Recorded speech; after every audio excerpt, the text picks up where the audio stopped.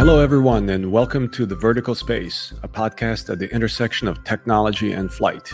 We are your hosts, Jim Barry and Luka Tomjanovic, and here we look at the most important forces shaping the market of advanced air mobility, with a particular focus on why and how they matter to those building a business in this very exciting and growing industry. A city like Sao Paulo in Brazil, it could take you up to 3 hours to get to the airport. With these type of vehicles, you'll be able to get from any location within the city center of Sao Paulo in 20 minutes. And you look at other cities, Mexico City, Seoul, New York, Bangkok, LA, Tokyo, where you have the ground transportation is so saturated, the distances are long. Your time to travel to the airport is many, many hours. That will be eliminated. Hey, everybody. Hey, welcome back to the Vertical Space Podcast. We are delighted with your response and your support, so thanks. Your suggestions for new guests, for new topics. Listen, we're trying to get everybody on the air. We have a great list of guests lined up. So today's guest is Peter Cerda, IATA's Regional Vice President of the Americas. Peter provides a global perspective on a range of topics, including the important role of commercial aviation and how it's recovering today, stronger in some areas more than others, and how returning to 2019 performance isn't good enough. The drive to sustainability and commercial aviation sustainability goals is also discussed.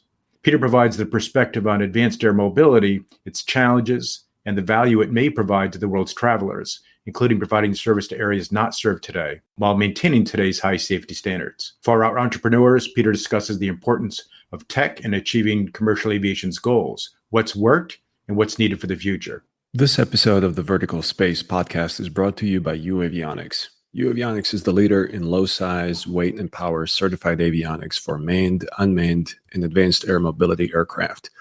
Let UAvionics help you achieve your goals, whether that be type certification, airspace access, or beyond visual line of sight operations. UAvionics has certified and certifiable communications, navigation, and surveillance avionics for your aircraft.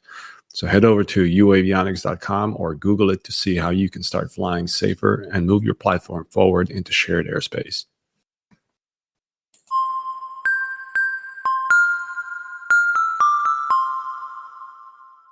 Peter Cerda is the International Air Transport Association's Regional Vice President of the Americas. Globally, IATA represents some 290 airlines, or 82% of the total air traffic, supporting many areas of aviation activity and helping to formulate industry policy on critical aviation issues. Based in Miami, Peter oversees 35 countries and 48 member airlines across North America and South America and the Caribbean, driving IATA's global standards and international perspective to deliver maximum value to the safe, sustainable, and profitable development of aviation across the region. He advocates for government authorities, safety regulators, airports, and industry stakeholders to create a common approach to utilize aviation as an engine for economic growth and social development, which drives nearly $1 trillion in GDP and generates 14.5 million jobs in the Americas region. Peter is also IATA's major shareholder for Global Network Services in the United States and a member of the executive boards of Colombia's Air Transport Association and Mexico's National Chamber of Air Transport. Peter possesses a wealth of industry experience acquired over 30 years in aviation. He has worked in various functions for IATA and started his aviation career with Iberia Airlines prior to joining IATA in 1996. Fluent in English and Spanish, Peter was born in Spain and received his master's degree in aeronautics and aviation management from Embry-Riddle University in the United States. Peter, welcome to the show. Jim, thank you very much. And Luka, it's great to be with you today. Welcome, Peter. We are really looking forward to this. We've heard you speak at many times in many conferences, and we're going to ask you the first question that we generally ask all guests. Is there something that very few in the industry agree with you on? Well, one of the things that I guess I could be challenged somewhat, with this crisis that we're still going through with COVID and how it's impacted and hit the airline industry. One of the things that the industry uses as a baseline to return to normal is 2019. It seems like everyone wants to base recovery with 2019. And the one thing I'm saying to governments and to stakeholders and to suppliers and even to our own membership, going back to 2019 is simply not good enough. It may be good for the US carriers or the North American carriers that in 2019 earned about $17 billion worth of profits, the Europeans. But when you look at emerging markets like the Middle East, Latin America, or Africa, 2019 was actually a bad year. Actually, for most of those regions, it's been a bad year since about around 2017, where most of the airlines around the world made some money. So 2019 is really a very small number of airlines that were making 19. And what I've been making money. And what I've been saying is, we have to do better.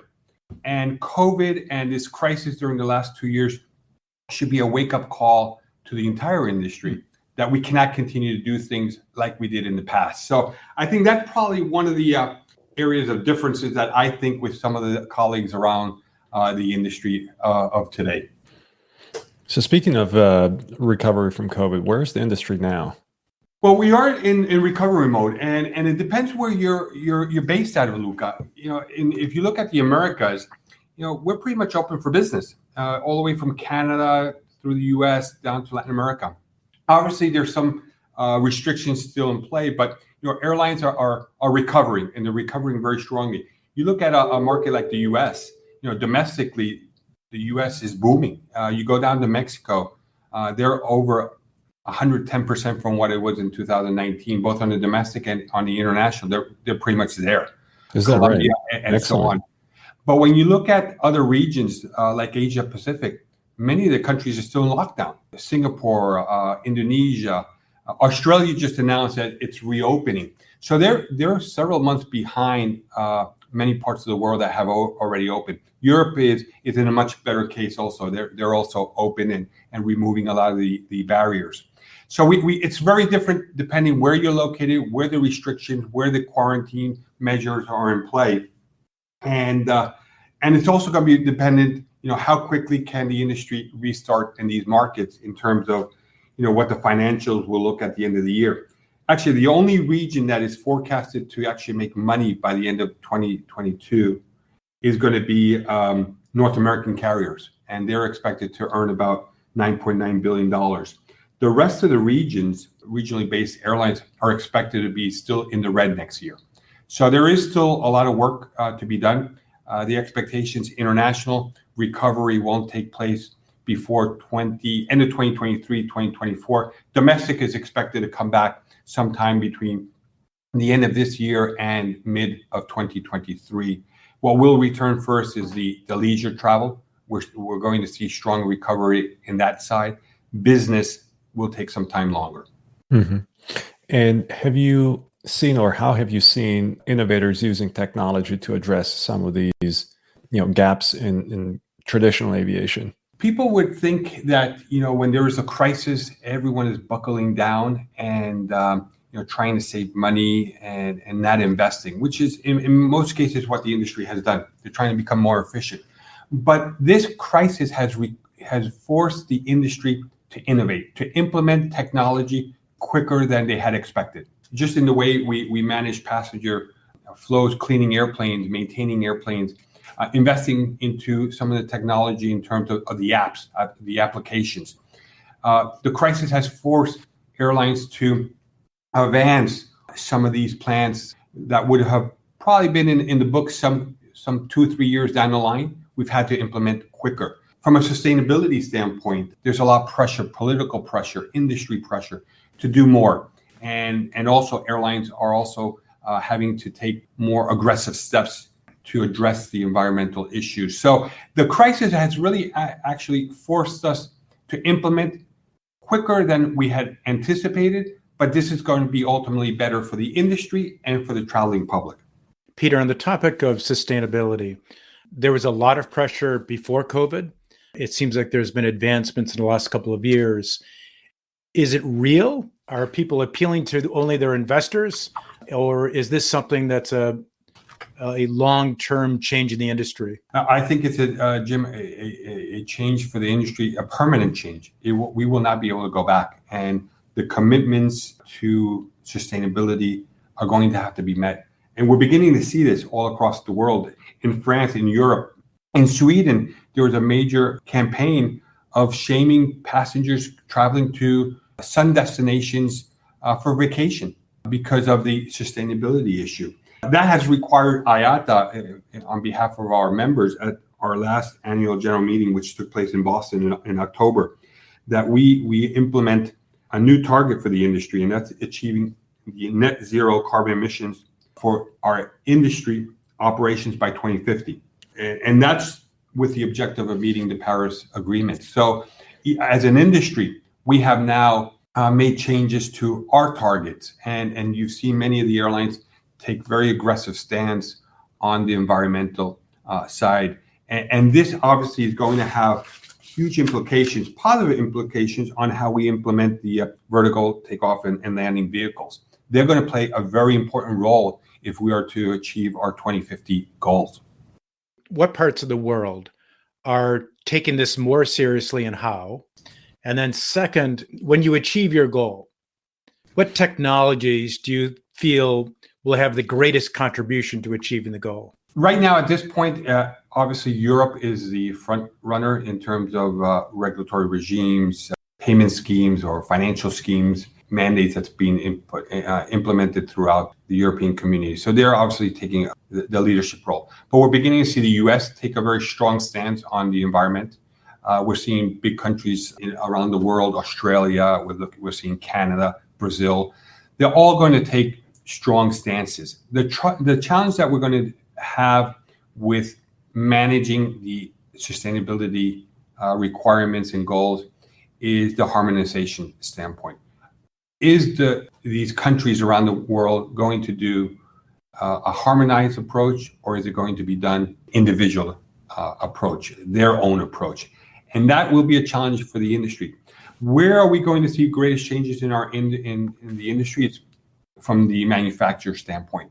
The engine manufacturers are going to have to play a very big role in making efficient engines that will help in the meeting the environmental goals that have been laid out. So the engine manufacturers, the aircraft manufacturers will all play a fundamental role in our success towards the future. There's a lot of effort in decarbonizing aviation, to your point, both near term and long term. And when we look at some of these activities, everybody will tell you that this is not just a collaboration within the industry, but many times this is a collaboration across multiple industries, especially if you're thinking about renewables and hydrogen. And in addition, aviation is a global effort. So to your point about harmonizing, you can't really implement any meaningful change unless everybody is on board with it. So how does that complicate executing on some of these plans? And how reasonable is it to expect that the entire world will be able to get on a single frequency? Well, it's a big challenge. And one of the biggest challenges is there's no way we will be able to get to the goal unless we have the manufacturers, the engines, folks on board, no doubt. But unless we have government and we have private investors and infrastructure on the SAF, on the sustainable aviation fuels, that will be the component that will substitute the fuel side, we just won't make the target. And what happens in this realm is you look at a region like Latin America, there is no infrastructure in place today for SAF. And there's no regulatory incentive from governments for investment in that area. Sustainable aviation fuels, and these are the fuels that will made from different biofuels that will substitute the traditional fuel that we use, which is the gas oil, the Jet A1 fuels, which are so contaminating to the environment. So in order for us to have that SAF, we need governments to incentivize, to put the right regulatory policies in place, and then for investment to take place. We're seeing that in the US. We already see these flights taking place in the United States with airlines such as United, Alaska, JetBlue, American. They've all done demonstration flights. We've seen the state of California invest in the infrastructure. But we need this holistic approach to take place all around the world. And in developing regions, that's a huge challenge. So you may have an airline that invests with the airplane, with the type of fuel.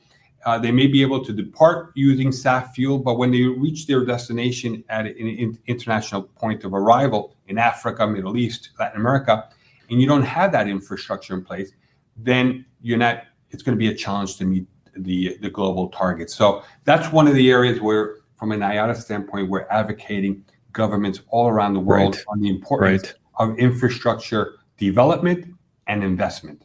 Is there precedent examples in aviation history that had a similar global initiative getting behind a certain execution? The industry obviously had, from an industry standpoint, we've had many initiatives that you've had the whole industry working from an airline standpoint, even from a regulatory standpoint, certification of airplanes, implementation of ATM technology. But the SAF, the environmental issue, goes beyond aviation because here you need governments to play an important role, not only from the regulatory, but also from the infrastructure and from the investment side. You need the private sector to come into the commitment to help develop this infrastructure, this viable pipeline of support to the industry. So this is probably the one initiative that I can say goes outside their industry that requires a significant contribution from government and from the private sector as well. Peter, for you to achieve your goals, sustainability goals, many have said that SAF is the largest part of achieving those goals. Is that be the case? The SAF component is 65% of the equation to get to the 2050 net zero target. New technologies like electrical and hydrogen will be 13%, and then the infrastructure, which plays a very important role, is about 3%, and that's next gen, Cesar, Single European Skies, and the other initiatives that are taking place around the world. And that obviously is a very important component. Actually, the infrastructure and the operational efficiency is probably the low-hanging fruit, Jim. And you well know from your time in your previous life at Passor how important the efficiencies were, and not only in the air, but also in the ground. So that's the area we have to take advantage. Unfortunately, we've had some success with next gen, but not at the level we had expected. When you look at Europe, we've been talking about Single European Skies and Cesar for 15, 20 years, and we're nowhere near where we should be. And then you have the developing regions around the world where technology and infrastructure has always been a challenge, and we're trying to bring those regions up to speed. So it's a huge hurdle to overcome, but it is a low-hanging fruit before we get to the sustainable aviation fuels, which will be the most important component, but that will take time as well.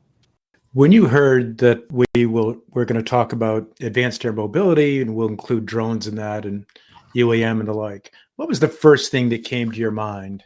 And how does it help achieve some of the goals that aviation has to achieve and sustainability as well?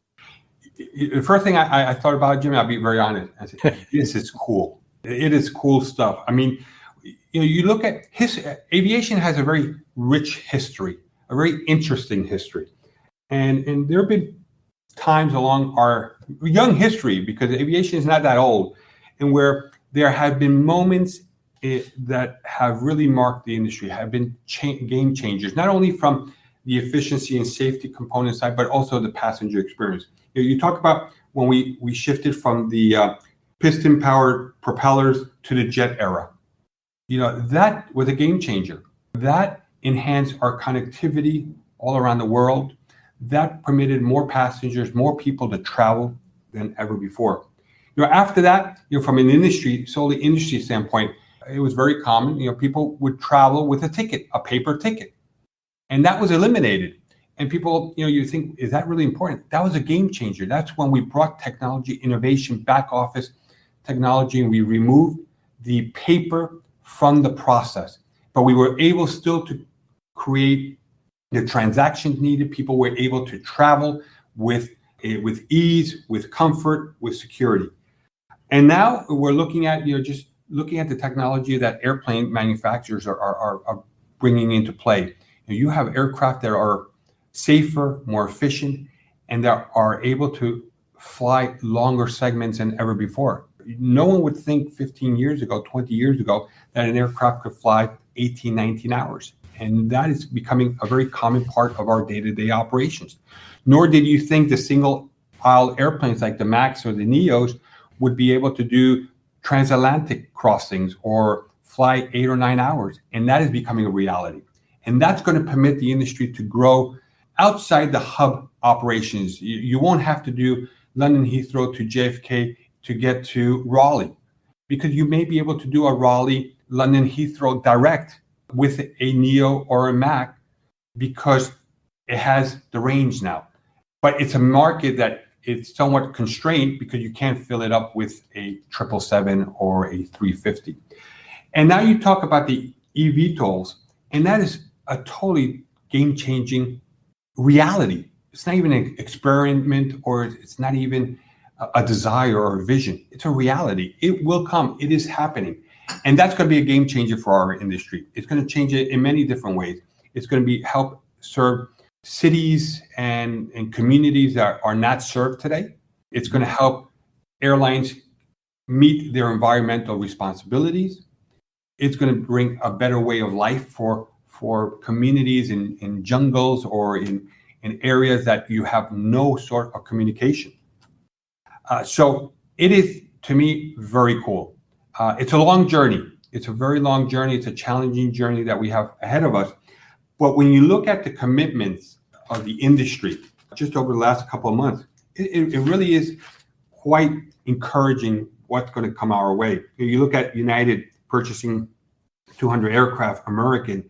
You go into Latin America, you see Azul or Gol. In Asia, you have JAL, Lufthansa. So this is not a North American undertaking.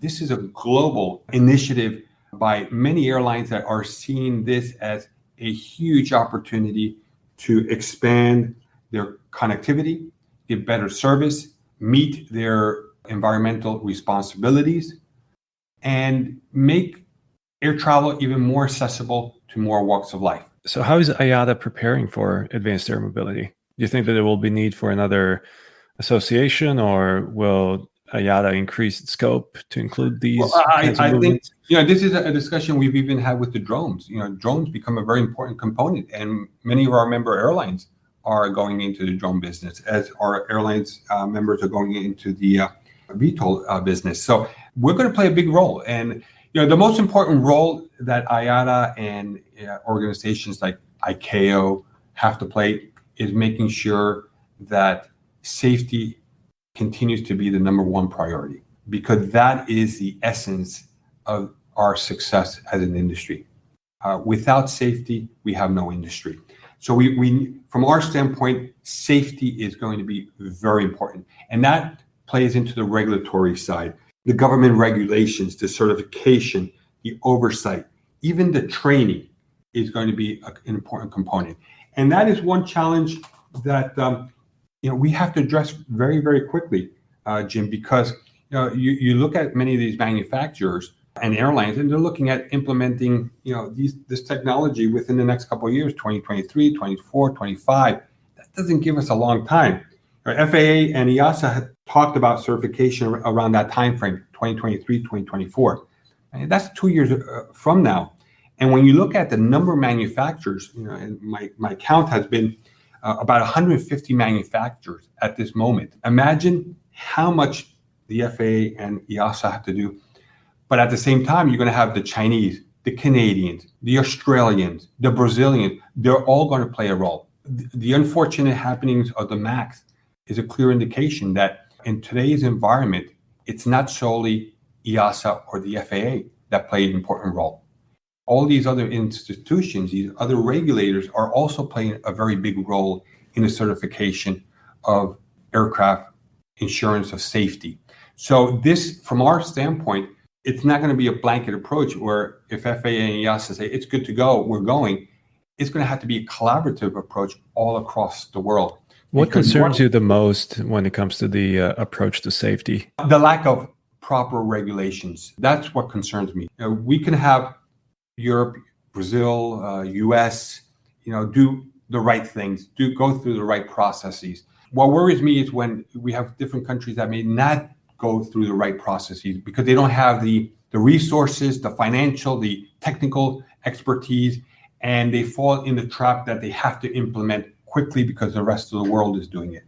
And they just begin to put procedures in play that may not be very viable. And that's when the level of safety is at risk. And to me, that's the greatest risk there is, because an accident somewhere around the world has global implications. And we saw what happened with the MAX with the accidents that occurred all around the world, with the grounding of the airplane for many, many months, and no one was flying it. So to me, global harmonization, global implementation, global coordination and alignment is going to be fundamentally important. And IATA will be the coordinator and the leader of that effort. We will certainly be playing an important role because, and again, you look at these type of vehicles or drones, they're going to be operating under very constrained conditions in very saturated airspaces around the world. You look at the New York area, it's already constrained as it is today. Imagine now drones and the VTOLs playing a part of it, because a large percentage of these air vehicles are going to be going to the airport. How's the infrastructure going to be? Where are they going to be landing? How is ATC going to manage it? How are we going to divide the airspace? That's a very challenging environment in a place like New York City, where you already have LaGuardia, Kennedy, Newark, Teterboro, and all the outlying HPN. Yeah, absolutely. And now you have one of these eVTOLs that's taking off from the west end of Manhattan, flying across the river and coming into JFK, and they're crossing multiple ATC areas coming into the JFK airport. So it's a challenge. It's a challenge. So imagine now you go into the international arena, you go into other countries where you don't have an infrastructure, you don't have a regulator of the FAA caliber. That's what concerns us. Mm-hmm. How do you think that the aviation value chains will be reshuffled with advanced air mobility?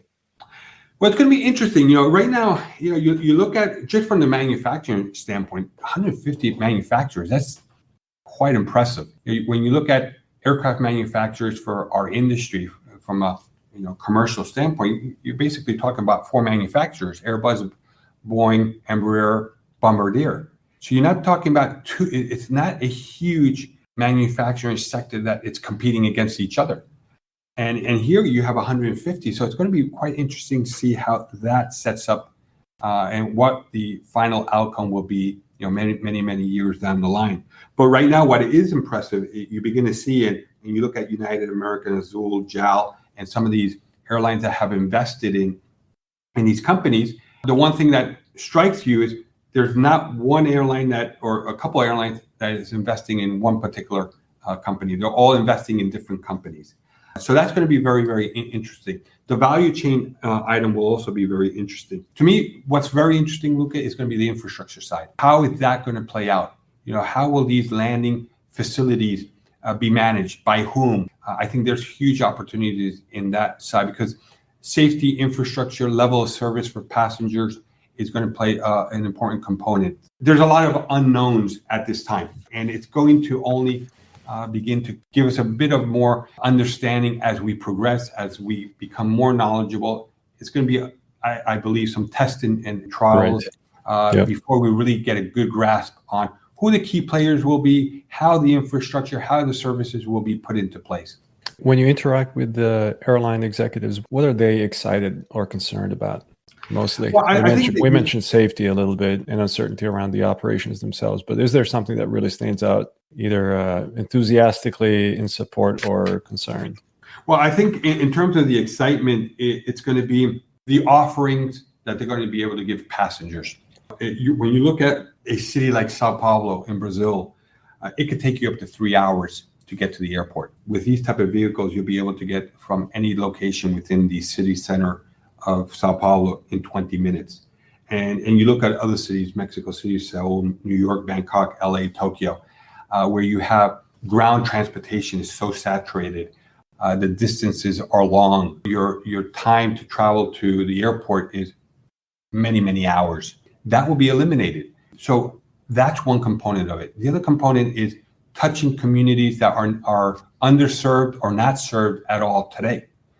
You look at Brazil, again, huge country. There are communities that are not being served because there is no way to put the right infrastructure in play. And helicopters were not a satisfactory alternative. Helicopters are a good option when you're in the city center, but they are not a good option when you're talking outside the big concentrated cities. And that's a good point, Jim. You look at Brazil. Actually, Brazil, Sao Paulo is the largest helicopter air taxi community in the world. They have about 1,200 daily flights a day. However, they can only operate about 3 or 4 operations per corridor within the metropolitan area because it's very constrained and restricted. So that, again, is a huge opportunity for VTOL expansion in the future, but that also shows the challenges that there are going to be in terms of the infrastructure component. But when I talk about communities, there's communities in developing parts of the world that are just underserved, that there's no way of connecting. And as a result, those people are not traveling. Most of the developing parts of the world, Africa, parts of the Middle East, Latin America, the only way to move safely, efficiently from one point to another is through air transportation. They don't have good rail systems. They don't have good road systems. Maritime, in some cases, are in existence. And the geography just does not help. And again, by having this type of technology, these type of vehicles become available in the future, that's going to be a game changer. So you're going to be able to serve more community, more people are going to travel. The great thing about our forecasting over the next 25 years is that air travel is going to more than double in the next several years. And that's good. And if we're able to bring these vehicles into play, that growth is even going to be even bigger. Not only from a passenger standpoint, but also from a cargo standpoint.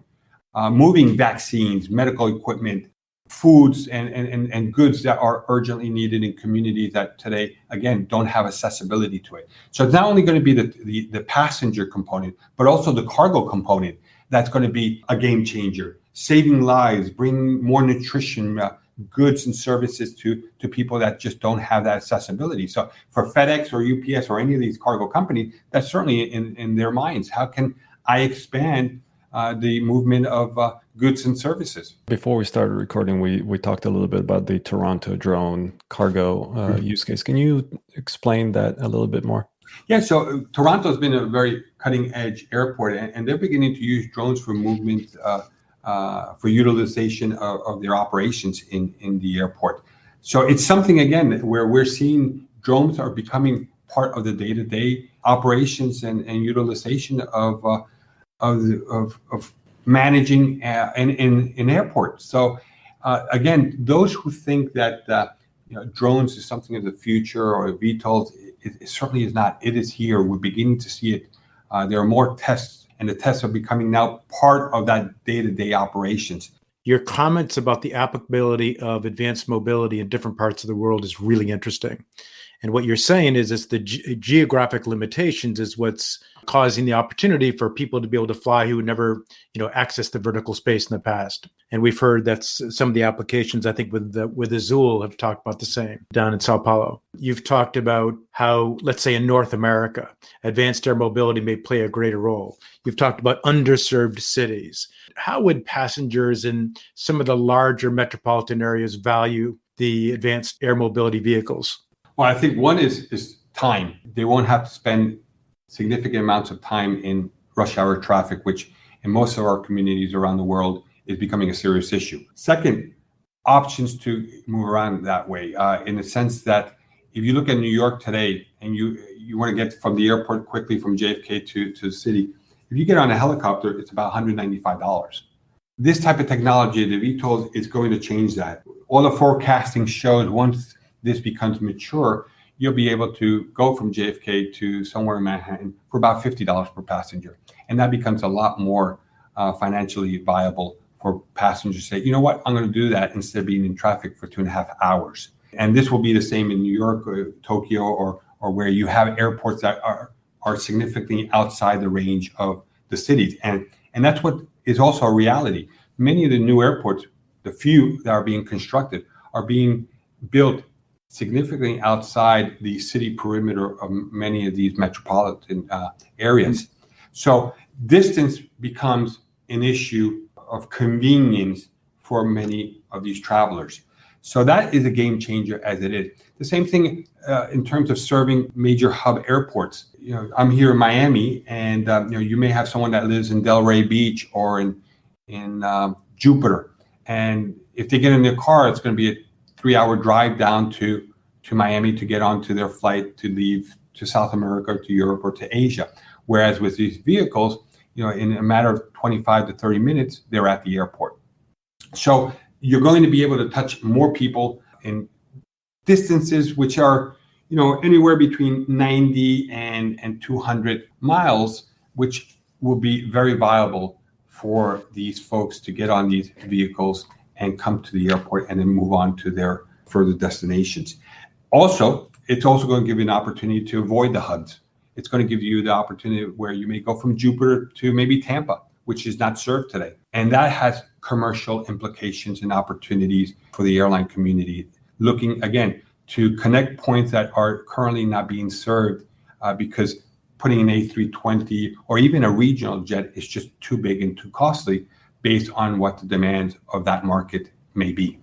Peter, let's say an airline CEO, Europe, US, is speaking to an investor conference, and they're talking about their growth strategies, and then they start talking about advanced air mobility. Is it a legitimate concern for an investor that this could be a distraction? I don't think so. I think, you've seen some of the announcements that have taken place in the last several months. You've seen some very big airlines making big commitments and financial commitments in the future to support this type of technology.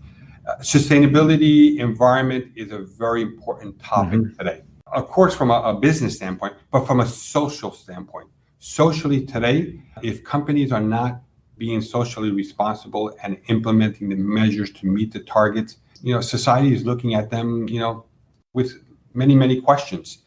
And again, the manufacturers in our industry, the Boeings, the Airbus, the engine folks have done a fantastic job in building some fantastic airplanes. Today, they're much more fuel efficient, emit less CO2. However, they're still a contributor, small, but still a contributor. And from society's standpoint, they still see the industry as a problem. With VTOLs, that is a quick solution, a very viable solution, and it's not far away. And I think this is the moment, again, to think outside the box, to innovate, to invest, and to commit, because it is all about today preparing for tomorrow. Tomorrow will come very quickly, and we talk about these deadlines of 23, 24. I mean, it's just a few years from now. And again, my call or my shout out is to government and to the industry. We need to start looking very seriously at the regulatory side, at the infrastructure side, at the training side, because it's going to hit us very, very quickly. And that is the worst thing we want to happen, is that we're not ready. And 5G should be a very good example of what happens when you leave something to the very end, and what the implications can be, and how society then judges our industry based on how quickly or how effectively we reacted. How do you think that this 5G discussion will end? Well, certainly we will reach common agreement. We will reach agreement on safety. That's the pinnacle objective here. It's the main objective. The only objective is ensuring that the interference will not impact the safety of flight. And we'll have to find areas of agreements in terms of perimeter, where you put the antennas. But again, this is something we should have done many years ago. And you look at other parts of the world that have already implemented 5Gs. It was done successfully. It was done coordinated. And you would never expect this to have taken place here in the US between two government agencies not being able to sit down and agree. Unfortunately, the industry is the one being affected, and we could have been very negatively affected if government wouldn't have put a reprieve on the formal implementation on how the antennas were going to be put into work. So still work. I am confident that sometime this year we will reach common agreement on helping ensuring that the communications, the mobile communication industry can continue to expand and provide the level of service that their customers are expecting.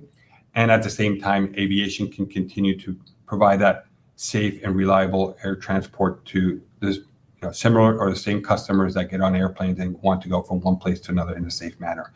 And that's what we have to do with drones and VTOLs, make sure that when we do implement and they do come online, that they are kept to the same standard, same levels of safety as the commercial aviation sector is, because that is going to be the success of the VTOL industry is maintaining safe flight, reliable flight, where passengers will travel with confidence. 10 years from now, there's VTOL and electric airplanes that are quite common in all parts of the world. Who is more likely to operate these vehicles?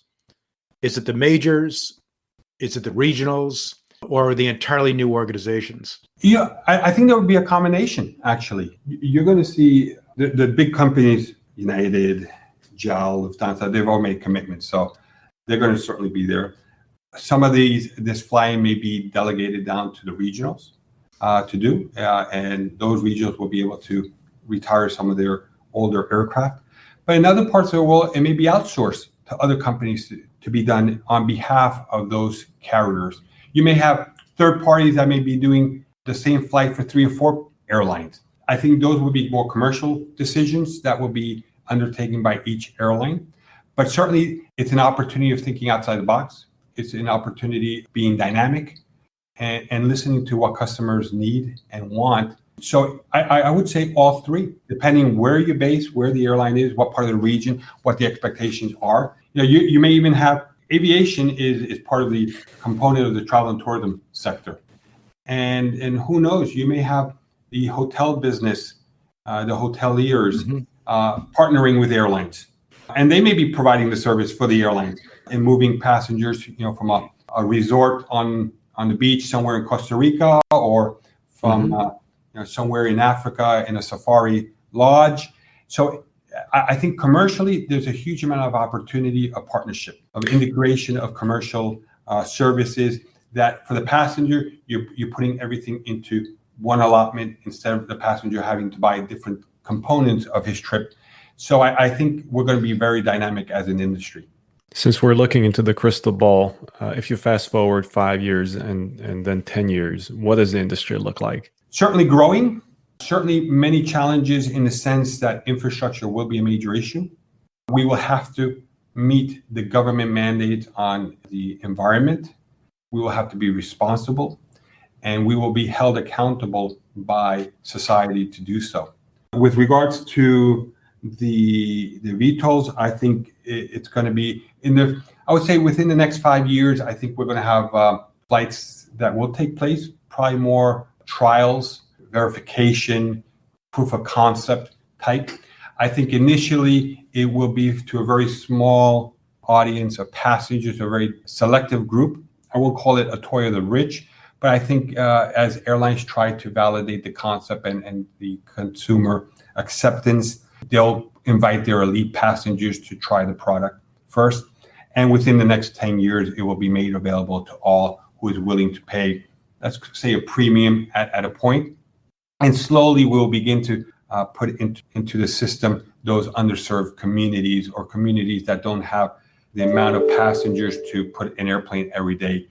These type of vehicles will be in there. So I think initially, there will be trials to verify, but after those 5 years, it will move very, very quickly across the board. What advice, given that our podcast is intended for the entrepreneur, what advice would you give to someone who wants to start a business in advanced air mobility, especially given your deep understanding of why people fly and why people travel? Well, I think it's twofold. Partnership is going to be very important, and we speak quite a lot on partnership collaboration nowadays. I think that's critical because there's so many stakeholders in play.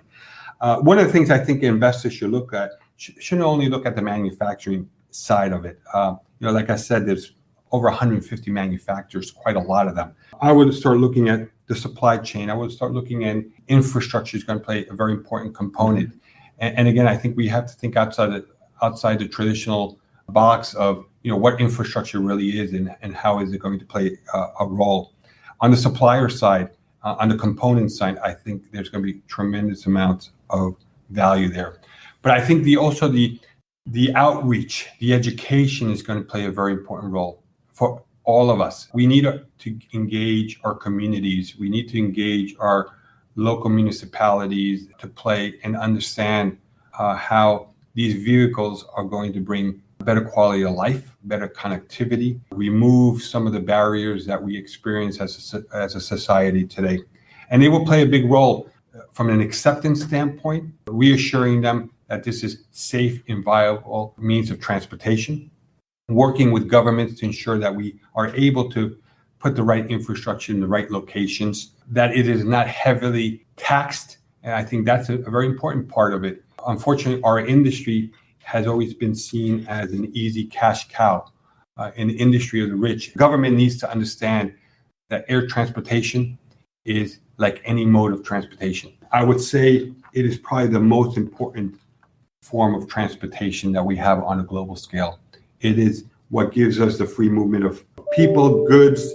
It liberates us from constraints of geography, distance, time. Trains and buses have certain amount of roads. They cannot cross the water. Boats cannot go on land. Air transport is the only one that can cross rivers and oceans and mountains. And that's why it is so important to educate our governments on the importance, the value of air transport, on the value it brings. And that's what will help us move VTOL along in a much quicker manner, because it is going to be education. People will have to understand what the value is, and not only in the United States or in Europe, but in other regions, other countries, that their air transportation or their transportation sector is not as developed or has evolved to the level as some of these other countries have. What's the one point that you would want our audience to take away from your comments? This is really cool stuff. This is a game changer. It's a game changer, not only for aviation, for the airline business, but for communities, for the way we live life, for connectivity, for our responsibility to the earth we live on. It checks a lot of the boxes. It checks a lot of the constraints that we are living through today. It will help also reduce the carbon footprint, because you'll have less people going in vehicles, ground movement. It will bring travel time down. And again, I don't want to focus only on the movement of people, but the movement of cargo is critical. Medicines, equipment that are essential to the well-being of society. And when you're in New York City, you don't have that constraint. But when you're in the middle of the jungle in the Amazon, or you're in an island somewhere off in the Pacific, it becomes very, very important. So it's all about improving the quality of life. And certainly the VTOLs will bring that. It will give more opportunities to travel, bring more connectivity, be socially responsible, and also at more competitive pricing schemes.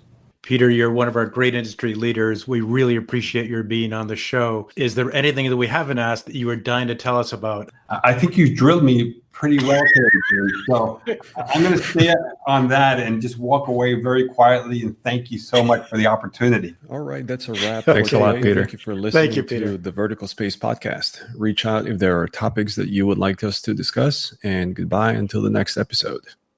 Unless mentioned, this podcast is in no way endorsing or promoting any person and or company mentioned, and all opinions within the podcast are solely that of the presenters.